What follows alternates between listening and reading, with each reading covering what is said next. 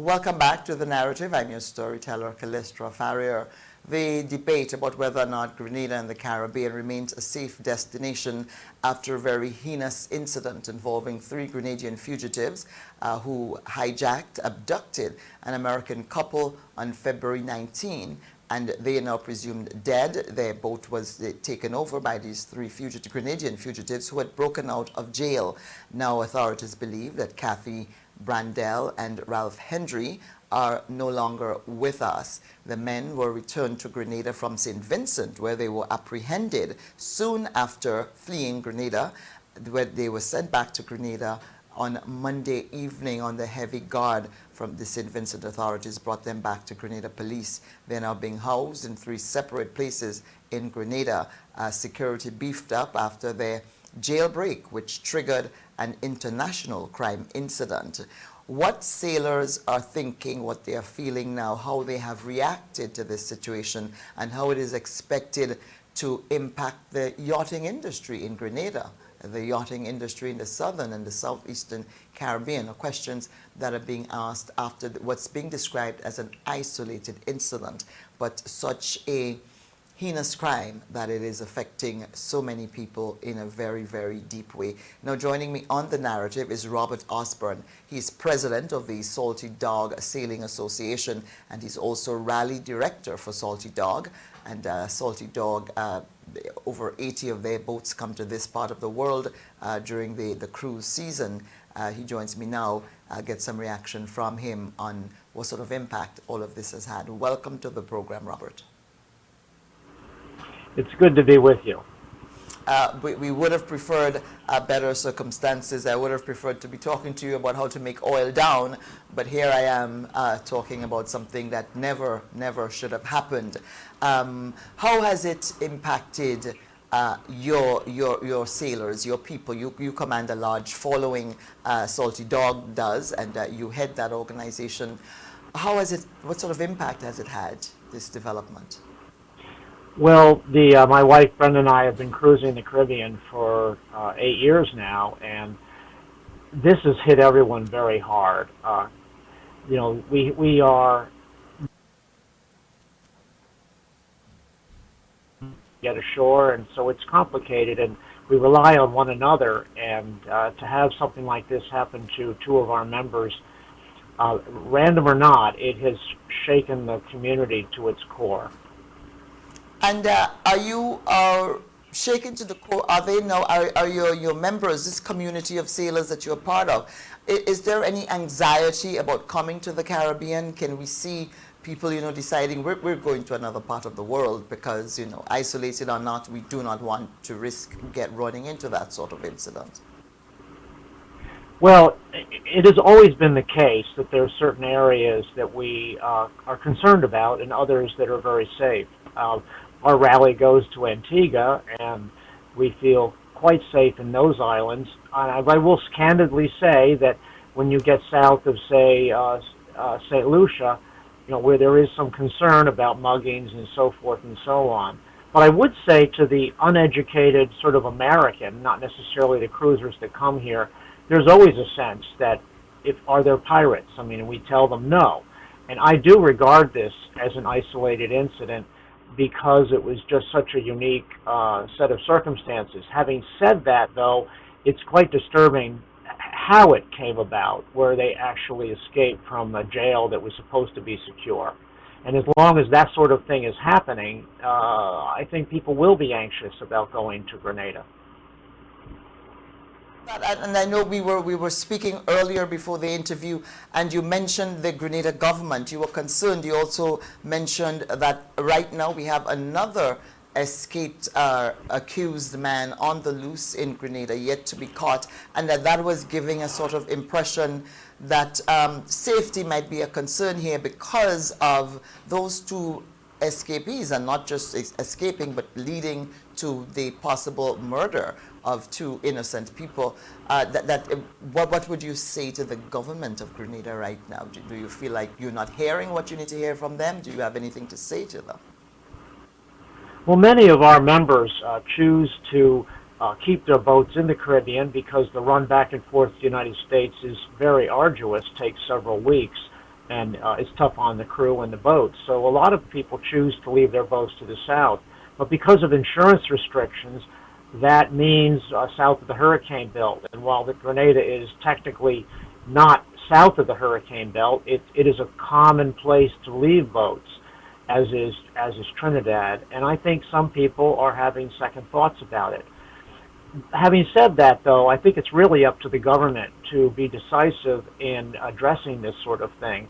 When you have now, I guess now for 2 weeks, somebody else is out wandering around that's a murderer, that does give someone pause for thought.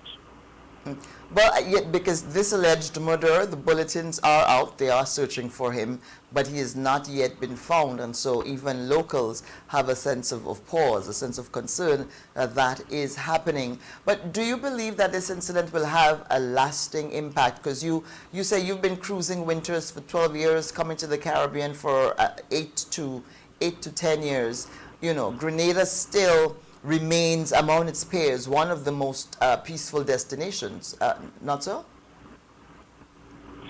Well, there's no question that we have members that are there right now. I'm planning to go to Grenada on my way to Trinidad to have some work done on the boat, and I will be diligent. But then again, I mean, I have to say that, you know, I live near New York City, and there's certain areas in New York that I don't go to.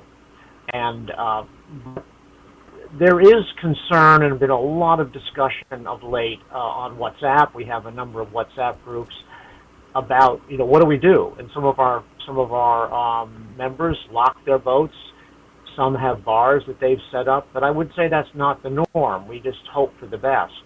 But if, you know, there is, while murder is rare, assaults and things of that nature are more common, honestly, in the southern eastern Caribbean, for whatever reason. Compared to the northern, because you were saying to me that you have a better sense of security in the northern Caribbean, and as you come further south, St. Lucia and further south, that you get the sense that its security is not as you would prefer it to be as a sailor. Well, let me just give you an example. My wife and I, like many of our members, headed home for the holidays. And when we came back, we did some shopping and put the stuff on a dock to take out to the boat. This was in Falmouth Harbor, Antigua. I realized a few hours later I'd left a bag of groceries right on the dock, and when I went back, of course, it was gone. But I went to the marina office. They checked security footage, went to the car where the groceries were sitting on the front seat, retrieved them, and the next morning they gave me a nicely chilled bag of groceries. And I think that's a good example. That sort of story, and I've shared that with many people, does give people a sense of confidence that it's a safe place to be. And as members express anxiety over what has happened in Grenada, are you also getting positive stories from your members of, you know, I have been to Grenada and it was this way or it was that way and I did not have problems? Are you getting those stories as well? We have many members that love Grenada. There's no question about it. I mean, certainly the crew of Simplicity, Kathy and Ralph, you know, they were at the right place at the wrong time, and it's absolutely tragic. But I think really the key here is what the government does going forward.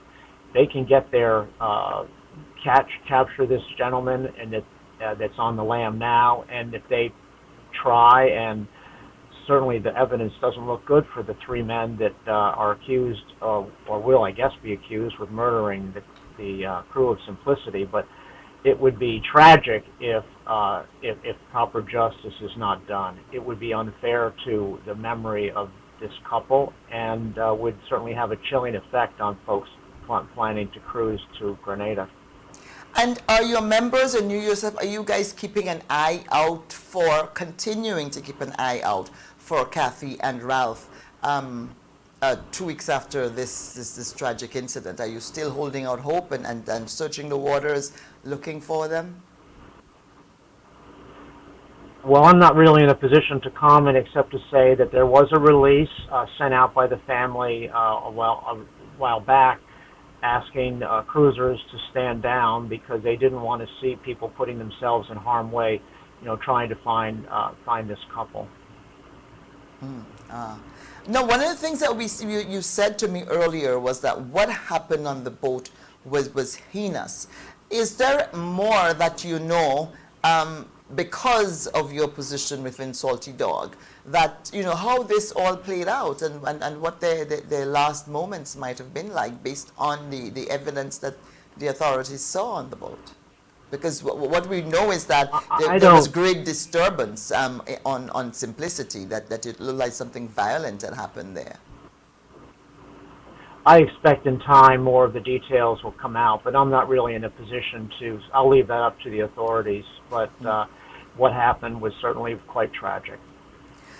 Now, in terms of communication, was there any way that anything that Grenadian authorities could possibly have in place, that a boat leaving without, you know, clearance, maybe, you know, you can be alerted, or is that something impossible? Could that have happened? It would be very complex to keep track of. I mean, part of the fun of cruising is the fact that you just can go where you feel like going when you feel like going there, assuming, of course, you clear in and out correctly. But I think it would be very difficult and probably not realistic to actually track when an individual boat leaves. I will say, having said that, all the boats in our rally carry what's called AIS, which is a tracking system that the government supports worldwide, and it tells boats. Each boat has a unique identifier, and so you can actually retrace exactly where a particular boat has been for any given time. So there is a track available that shows Simplicity and as they moved away from Grenada and then ultimately anchored in St. Vincent. But I just don't see how a government is actually going to be able to track something like that. To know that there's someone leaving without wanting to leave, and because we're looking here at an issue of piracy, with that, is it? Let me ask you: have members? You say you still have members who are in Grenada in the Southern Caribbean, but has there been any pulling out? Have some of your members, you know, pulled up anchor and left as a result of this very bad situation? I can't say that I'm aware of that, but there's no question that, I mean, I personally, as I think about taking the boat to Trinidad, I will certainly be very diligent and want to know that this sort of thing is being guarded against going forward. Well, you know, I mean, certainly there will be greater diligence on the part of Grenada, one would hope, given the huge black eye that the country has suffered as a result of this situation. And any final, as we close off the interview, any final words that you want to say to the government of Grenada? You know, tourism and the yachting industry, it's a very big part of our GDP, and just the human situation here. 2 people are missing, feared dead. Do you think the government should hold some sort of responsibility? Do you think the Commissioner of Police should resign? You know, if those guys did not get out of jail, Kathy and Ralph might still be alive. Well, I think the biggest issue is what happened when they did escape, and did anyone try to reach out to the community? And I don't mean just the cruising community, to let them know that there was someone out there. I know in the U.S., when there's an escape from a prison or a jail, it's all over the news. And I think that going forward, cruising is not, I would regard it as a safe thing to do. And as long as you're smart and choose where you go, and the message that I really want to get across to the cruising community is, you know, it can be dangerous in New York City, being at the wrong place at the wrong time, and that the Caribbean has a tremendous amount to offer, and that we will get past all of this. And I think a lot of it really depends upon how the Grenadian government and police, you know, manage this. Would you like to see them manage it? I just, you know, I'm just one person. I just happen to be the spokesperson for a lot of boats, but I'm giving you my own personal opinion. But I think that this can be, with diligence can be put behind Grenada. And there were many years ago that the Bahamas were a pretty dangerous place to be in the out islands with drug smuggling and so forth and so on. And there still are pockets of violence in Nassau and things of that nature. But overall, I think wherever you choose to cruise, if you're smart and hang out with other cruisers, just from safety in numbers, that cruising the Caribbean is a wonderful thing, and people should continue to do it. All right, Robert Osborne, thank you so much for joining me on The Narrative. And once again, we are so sorry, on behalf of Grenada, so sorry about what happened to Kathy and Ralph, and to assure you and Salty Dog that we're trying to stay on top of it, and that you're still welcome to Grenada. I look forward to meeting you when you come to Grenada, hopefully. What's the name of your boat? Pandora, Oh. 47-foot sloop, and I'll be coming down sometime in late April after the Classic Yacht Regatta in Antigua. We're having some work done in Trinidad this summer. Oh, why not have your work done in Grenada? Well, it's an insurance issue. My insurance company it doesn't recognize Grenada as being south of the hurricane belt, but some do. Oh yeah, we're not really, but we're blessed that the hurricanes sort of pass us by, except Ivan a few years ago. So, well, I look forward to meeting Pandora and meeting you when you get here, when you do make your quick stop in Grenada on your way to Trinidad in several weeks' time. Thank you so much for joining me on The Narrative. Thank you, Callistra. Have a great day. You too.